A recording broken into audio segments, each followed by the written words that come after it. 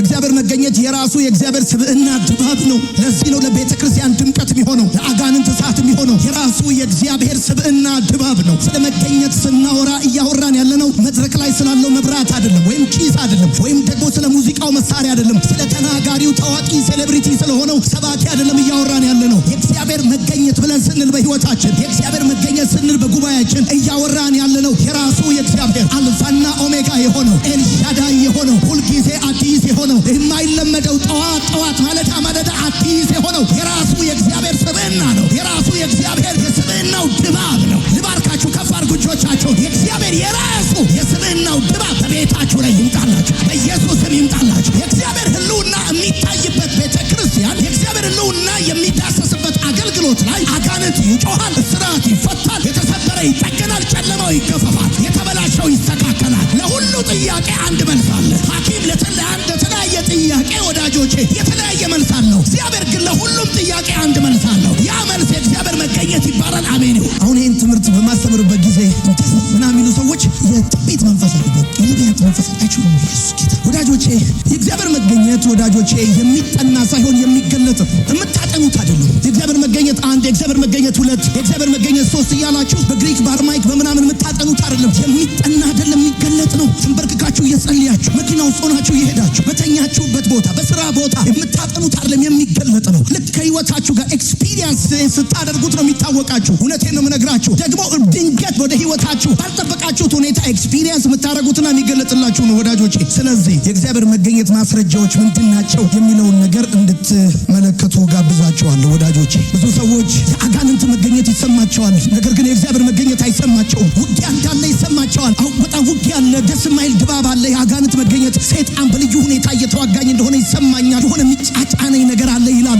ነገር ግን ይገርማል፣ የአጋንንት መገኘት የሚሰማቸውን ያህል የእግዚአብሔር መገኘት አይሰማቸውም። ውጊያ እንዳለ የሚሰማቸውን ያህል የእግዚአብሔር መገኘት አይሰማቸውም። ወዳጆቼ የእግዚአብሔር መገኘት ለክርስቲያን አማራጭ አይደለም፣ የግድ ነው፣ የግድ ነው። እውነቴን ነው የምነግርህ። ያለ እግዚአብሔር መገኘት ክርስትና ልትቀጥለው አትችልም፣ ልትጨርሰው አትችልም። ሩጫዬን ጨርሻለሁ፣ ሃይማኖቴን ጠብቄያለሁ ልትል አትችልም። ያለ እግዚአብሔር መገኘት ከባዱ ቀላል ሊሆን አይችልም፣ የተበላሸው ሊስተካከል አይችልም። ያለ እግዚአብሔር መገኘት አይሆንም፣ ግድ ነው ለክርስቲያን። ወዳጆቼ እኔ የምፈራው ተቃዋሚዎቼን አይደለም። እኔ የምፈራው ሳገለግል፣ ስኖር፣ ስጸልይ፣ ሳነብ የለመድኩትን የእግዚአብሔር ህልውና መገኘት ነው እንጂ የሆኑ ሰዎች ተገኙ አልተገኙ ምንም ለውጥ አያመጣም። ይገርማል፣ በመገኘቱ ለውጥ የሚያመጣ ምድረ በዳውን እንዲለመልም የሚያደርግ አዘቅቱን የሚሰነጥቅ ስብራትን የሚጠግን የተበላሸን የሚያስተካክል በመገኘቱ ታሪክን የሚቀይር አምላክ አለኝ የሚል ሰው ካለ አሜን ይባል። ኢየሱስ ጌታ እና የእግዚአብሔር መገኘት በጣም ለክርስቲያን በጣም መሰረታዊ ጉዳይ ነው። የመጀመሪያው የእግዚአብሔር መገኘት ማስረጃ እረፍት ነው። ጻፉ። የመጀመሪያው የእግዚአብሔር መገኘት ማስረጃ እረፍት ነው። አሁን እንዳነበብኩላችሁ በዘጸአት መጽሐፍ ምዕራፍ 33 ከቁጥር 11 እስከ 14 ሳነብላችሁ እግዚአብሔር መገኘቱን በፊቱ እንደሚያደርግ እንደዚሁም ደግሞ እረፍትን እንደሚሰጠው የእግዚአብሔር ቃል ነግሮናል። ወዳጆቼ ይህ የዓለም እረፍት አይደለም። የእግዚአብሔር መገኘት ማስረጃ በቤታችሁ በህይወታችሁ ምንድነው ብላችሁ ስትጠይቁ ብራችሁ አይደለም፣ ስራችሁ አይደለም፣ ብዙ ነገሮቻችሁ የሚታዩት ነገሮች አይደለም። ዋነኛው እረፍት ነው። ይሄ እረፍት ደግሞ የዓለም እረፍት አይደለም። የዓለም እረፍት የምትጽፉ ሰዎች ከስራ ማረፍ ነው። የዓለም እረፍት አካልን ማዝናናት ብቻ ነው። ነገር ግን አይምሮክ በብዙ ሺህ ሐሳቦች ይወጠራል። ይሄ በእግዚአብሔር መገኘት ውስጥ ያለ እረፍት አካልን ስለማዝናናት አይደለም። የሆነ ሐይቅ ዳር ሄደ፣ የሆነ ቢች ዳር ሆነ እግርን ውሃ ውስጥ እንደዚህ እያደረግ ቄጤማ ምናምን እየቆየ ቀጠፍ ምናምን ከዚህ ከተማ ወጣ ብለ ቢሾፍቱ ሄደ የሚሰማ አይደለም። ይሄ እረፍት ይሄ ከእግዚአብሔር መንፈስ መገኘት የተነሳ የሆነ እረፍት ወዳጆቼ የነፍስ እረፍት ነው። የነፍስ እረፍት ነው። ከጥፋተኝነት ስሜትና ከጭንቀት ሸክም መላቀቅ ነው። ይሄ እረፍት ልዩ እረፍት ነው። የነፍስ እረፍት ነው። ነፍስን ያጎበጠ ያደከመ ውስጥህን ያደማ ብዙ ነገር ይኖራል። ቅድም እንደነገርኳችሁ የዓለም እረፍት ወዳጆቼ አካልን ብቻ ማዝናናት ነው። ነገር ግን at the same time አይምሮክ በብዙ ሺህ ሐሳቦች ይወጠራል። ነገር ግን በእግዚአብሔር መገኘት እረፍት ውስጥ ስትሆን፣ ልክ በእግዚአብሔር መገኘት ውስጥ ስትሆን ኤክስፒሪየንስ የምታደርገው አንድ እረፍት አለ። ይሄ እረፍት የነፍስ እረፍት ይባላል። የውስጥ እረፍት ይባላል። ይሄ እረፍት ይገርምሃል ከጥፋተኝነት ስሜት፣ ከበደለኝነት ስሜት፣ ከሚያሳድድህ ከየትኛውም አይነት ስሜት እሱ ብቻ አይደለም ከጭንቀት፣ ከግራ መጋባት፣ ምክንያቱን ከማታውቀው ሐዘን፣ ድባቴ ነፍስህን የሚያሳርፋት እፎይ የሚያስብላት የነፍስ እረፍት ነው። ይሄ እረፍት ወዳጆቼ በእግዚአብሔር መገኘት ውስጥ የሆነ እረፍት እኔ ሁሉን ችዬዋለሁ አይደለም፣ ሁሉን የሚችለው ከኔ ጋራ ነው ማለት ነው። አየህ በእግዚአብሔር መገኘት ውስጥ የምታርፈው ሁሉን ችለህ አይደለም፣ ሁሉ ጥያቄ ተመልሶ አይደለም፣ የተበላሸው አይደለም። ማይቲ የሆነ የእግዚአብሔር የራሱ የሰብዕናው ድባብ ካንተ ጋር ሲሆን ነፍስ ታርፋለች። እስቲ አሜን ይባላል በደንብ አድርጋችሁ። ይሄ እረፍት ወዳጆቼ ምንም ችግር እንደሌለባችሁ ማስመሰል አይደለም። ከችግር በላይ የሆነው ጌታ ካንተ ጋር እንዳለ ማወቅ፣ ካንተ ጋር እንዳለ መረዳት። በእግዚአብሔር መገኘት ውስጥ ያለውን እረፍት ስትመለከቱት የልባችሁን ጉዳት፣ የነጋችሁን ጭንቀት፣ የትላንትናችሁን ስህተት የምትረሱበት የእግዚአብሔር መገኘት የእግዚአብሔር እረፍት ነው። ይኸውላችሁ የልባችሁን ጉዳት በእጮኛ፣ በትዳር፣ በስራ፣ በልዩ ልዩ መንገድ ውስጣችሁ ያለውን የልብ ስብራታችሁን በፍጹም ሌላ ነገር ሂል አያደርገው። ሳይካትሪስት፣ ሳይኮሎጂስት የተለያየ ሁኔታ ውስጥ ብትሄዱ ሂል አታደርጉ፣ አትድኑ። ጴንጤዎች ድነው የሚቀሩት መቼ መሰለ? ልክ እየጸለዩ ያለ የእግዚአብሔር መንፈስ ወደ እነሱ ይመጣል። ከዛ ተንበርክከው ቆመው የነበሩት ይንበረከካል። ተንበርክከው የነበሩት በደረታቸው ይተኛል። በደረታቸው ተኝተው የነበሩት ቀና ሲሉ ይገርማል፣ ምንጣፉ አበባ ሆኗል፣ ውሃ በውሃ ሆኗል። እነዚህ ተኝተው ያያቸው ሰዎች የቆሙ ሰዓት ይገርማል። ከመተኛታቸው በፊት የነበረ የልብ ስብራት እንደ ገለባ ይበተናል። የፊት መጨማደድ በእግዚአብሔር ብርሃን ይወገዳል። ይህ የእግዚአብሔር መገኘት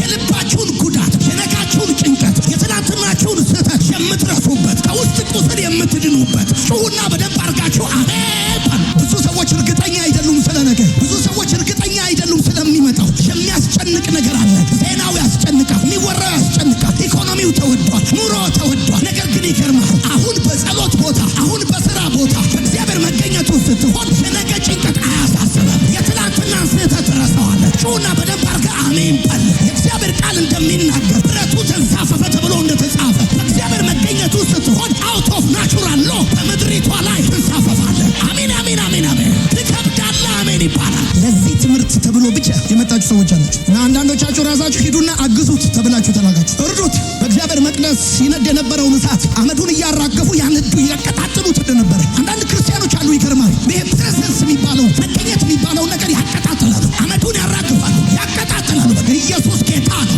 ድንዛዜንና ድካምን የሚያስወግድ የእግዚአብሔር መገኘት ከዚህ ቀን ጀምሮ በመካከላችን ይነጣል። በጠላታችን ራስ ላይ የሚያስጫማ የእግዚአብሔር መገኘት በእኛ ህይወት ላይ ይሆናል። ከለመድነው በላይ ማይቲ የሆነ የእግዚአብሔር ህልውና በህይወታችን ላይ ይሆናል። አሜን ይሆናል። ኢየሱስ ጌታ ነው። ወዳጆቼ በእግዚአብሔር መገኘት ውስጥ ያለ እረፍት ወይንም በእግዚአብሔር መገኘት ውስጥ ያለ ማረፍ እንደ ህፃን በእናት እንቅልፍ ውስጥ መተኛት፣ እንደ ህፃን በእናት እንቅልፍ ውስጥ ማንቀላፋት። ህፃን በእናቱ እንቅልፍ ውስጥ ሲያንቀላፋ ነገ ምን እንደሚበላ አያሳስበውም። ችግር ቢመጣ እንዴት እንደሚያመልጥ አያስጨንቀውም። ወዳጄ ምንም ማድረግ ሳይኖርበት፣ ምንም መናገር ሳይኖርበት በቃ በእናቱ እንቅልፍ ውስጥ ያንቀላፋል፣ በእናቱ እቅፍ ውስጥ ያንቀላፋል ህፃን ልጅ። በእግዚአብሔር መገኘት ውስጥ ያለ ማረፍ እንደ ህፃን በእናት እቅፍ ውስጥ ማንቀላፋት ነው። ምንም መናገር ሳይጠበቅብህ፣ ምንም ማድረግ ሳይጠበቅብህ በቃ ከእግዚአብሔር ጋር ጊዜ ማሳለፍ፣ በቃ ከእግዚአብሔር ጋር ጊዜ ማሳለፍ፣ ቃሉን ማንበብ፣ ደግሞ መጸለይ፣ ደግሞ መዘመር፣ ደግሞ መጸለይ፣ ምንም ማድረግ ሳይጠበቅብህ፣ ምንም መፍጨርጨር አይጠበቅብህም። ይገርማል። ይሄን እረፍት ኤክስፒሪየንስ ለማድረግ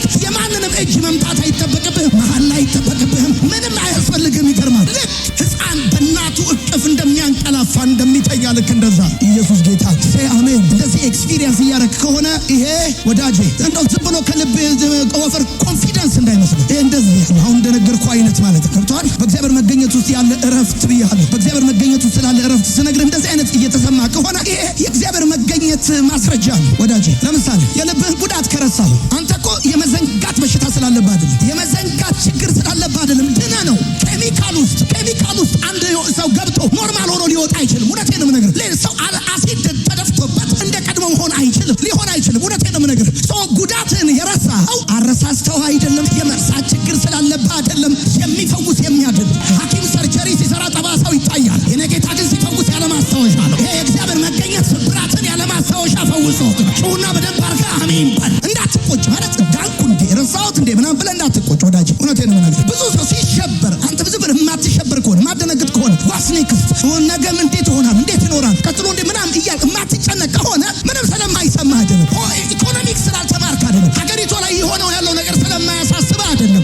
የእግዚአብሔር ፕሬዘንስ ውስጥ ውሎ የማደር ውጤት ነው። ይሄ ኤቪደንስ አሜን በል። ኢየሱስ ጌታ አሜን። ኢየሱስ ጌታ። ሁለተኛው የእግዚአብሔር መገኘት ማስረጃ ሰላም ነው። በዮሐንስ ወንጌል መጽሐፍ ምዕራፍ 14 በነገራችን ላይ ማቴዎስን አላነበብኩ ላይ ወደኋላ ማቴዎስ እንደዚህ ይላል መጽሐፍ፣ እናንተ ሸክም የከበዳችሁና የደከማችሁ ሁሉ ወደ እኔ ኑ እኔም ረፍት እሰጣችኋል። እኔ ረፍት እሰጣችኋል። ይሄ የቅድሙ ሀሳብ ላይ እንዲጨምሩ ፈልጌ ነው። እሺ እኔም ረፍት እሰጣችኋል ማለት ረፍት እሰጣችኋል። በእግዚአብሔር መገኘት ውስጥ ያለን ሰው ይገርማል። እንኳን አይደለም ከሩቅ ሆነ ከቅርብ በር ስር ተደብቀህ አታስደነግጠው። ተዘልሎ ተቀምጦ ታየዋል። ቀና ብሎ ሆኖ ነው የምታየው። ኢየሱስ ጌታ ነው። ሁለተኛው የእግዚአብሔር መገኘት ማስረጃ ሰላም ነው። በዮሐንስ ወንጌል መጽሐፍ ምዕራፍ 14 ቁጥር 27 ላይ የተለመደ ቃል ታውቃላችሁ። ሰላምን እተውላችኋለሁ፣ ሰላሜን እሰጣችኋለሁ ብሎ የተናገረውን የእግዚአብሔርን ቃል ታውቃላችሁ ወዳጆቼ። ይህ ሰላም የዓለም ሰላም አይደለም። እንደ ቅድሙ ልክ ስለ ረፍት እንደነገርኳችሁ ወዳጆቼ፣ የዓለምን ሰላም ልትገዛው ትችላለህ፣ ልትይዘው ግን አትችልም። ጻፉ። የዓለምን ሰላም ሊገዛ ይችላል፣ ሊያዝ ግን አይችልም። የዓለም ሰላም ገንዘብን ታወጣበታለህ፣ ጉልበትን ትፈጅበታለህ፣ ጊዜን ትጨርስበታለህ፣ ዋጋ ከፍለህ ልትገዛው ትችላለህ። የዓለምን ሰላም ልትይዘው ግን አትችልም፣ ልትጨብጠው ግን አትችልም፣ የራስህ ልታረገው ግን አትችልም። የዓለም ሰላም እንደ ባንክ አካውንት ነው። አንድ ቀን ይሞላል፣ ሌላ ቀን ይጎላል። የዓለም ሰላም እንደ ኪራይ ቤት ነው። አንድም ክፍያ ጠየቅበታለህ፣ ሁለትም ትኖርበታለህ እንጂ አንተ አይደለም። እሰጣችኋለሁ ያለው ሲደብረው ሊወስድብን አይደለም። ሲደክመን ሊነጥቀን አይደለም። የኛ እንዲሆኑ ኦነር እንድትሆኑ ባለቤት እንድትሆኑበት። ልክ ሰው በኪራይ ቤት እየከፈለ በዋጋ ኖሮ አከራዩ ያልተመቸው ቀን እንደሚያስወጣው አይነት ሰላም አይደለም የሚሰጣችሁ። ትኖሩበት ዘንድ የተሰጣችሁ ሰላም ከሱ ዘንድ ለእናንተ የተሰጠ ደግሞም የእናንተ የሆነ እስከ መጨረሻው ወዳጄ። ይሄ ለዚህ እኮ ነው ይገርማል። ክርስቲያን ከመስከረም እስከ መስከረም ለእኛ ለክርስቲያኖቹ ሁሌ ፋሲካ ነው፣ ሁሌ እንቁጣጣሽ ነው። ስንስቅ ካየህን፣ ስንደሰት ካየህን፣ ስንዘምር ካየህን ይገርማል። ልክ እንደ ባንክ አካውንት አንድ ቀን የሚሞላ ሌላ ቀን የሚጎድል ሰላም ስለሌለ ነው። በመንፈስ ቅዱስ በእግዚአብሔር መገኘት የሆነ ጢም ያለ እግዚአብሔር ምስክሬ ነው። አገር ይናወጣል፣ ይሸበራል። ነገር ግን ከእግዚአብሔር መንፈስ መገኘት የተነሳ በውስጣችን ያለ ብርቱ የሆነ ሰላም አለ ወዳጆች። ኢየሱስ ጌታ። አሜን።